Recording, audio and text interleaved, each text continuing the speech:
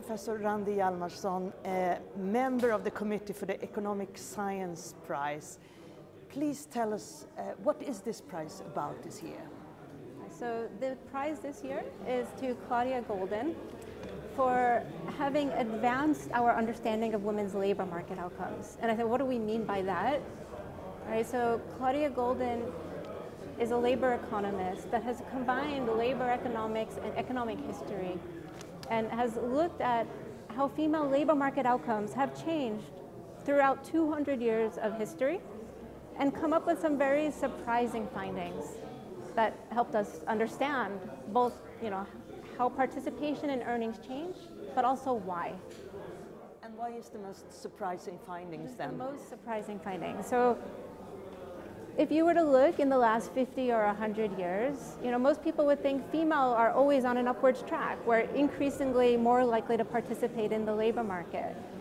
But she has shown us, by going even further back in history and collecting data that people never thought could be collected, that this upward path was not, always true. That actually in the 1800s, female employment decreased from like a high of 60% in 1800 to about 15-20% in the early 1900s. And why was that?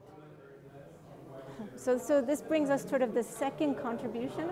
She explains, this sort of U-shaped pattern throughout history with a framework that is about how women make decisions on whether to work in the labor market. And there are many factors that go into these decisions. In the 1800s, so what explains this 1800 decline? In the 1800s, we had industrialization, right? And industrialization brought new jobs from agriculture to the factories, where women had to work in the factories, or people. And the conditions in factories were very dirty. There's a stigma on females participating in these factories once they got married. So that's one part of the puzzle, that there's this stigma. The second part of the puzzle is, if I can't take care of the farm at home, how can I also take care of my children? It became a choice that they had to choose to work at home, stay at home and care for the children. So she sort of went back in history to explain, in what way could this prize affect our lives today? What could we use this knowledge for? Right. So she didn't only explain history. So I think the answer to that is two parts. Right? She's explained female labor market outcomes throughout the last 200 years, but also today. So she studies some much more contemporary changes as well, and causes, and the role of education and like birth control pill.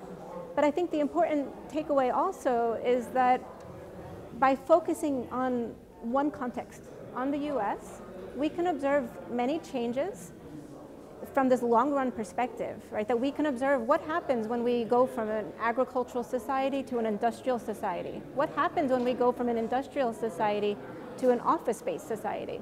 And there are many countries today that are not at, the same stage of development as the US. So we can learn from the past by looking in the US and speak to what might happen and what might be relevant in other more developing countries today. So were you there when she got the call? Do you know what her reactions were? Yeah, she was excited and honored, but also very calm and collected. So. Yeah. And what can you tell us about Professor Goldin? Right, so she's a professor in the economics department at Harvard University. I would say that she's kind of unique for bringing two fields of economics together. Right? She's a labor economist, but she's also an economic historian. And she has brought all the tools and models and methods of labor economics to the study of economic history, and in this case, the role of females in history. The third woman being an economics prize laureate ever. That is true, yeah. So if you would conclude, like in 30 seconds, why you are so excited about this year's prize, what would you say? Yeah, so for me, she studied something that many people, many historians, for instance, simply decided not to study before because they didn't think these data existed. how can we study women in the labor market in the 1800s? And she was a detective.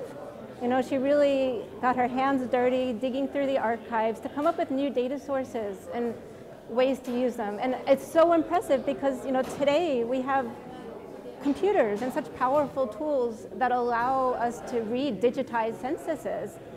But when she was doing this work 30 years ago, she was way before her time in coming up with these historical statistics. And in what way do you think this can change women's labor market in the future? I think one of the important takeaways for me is all of the research that she has inspired.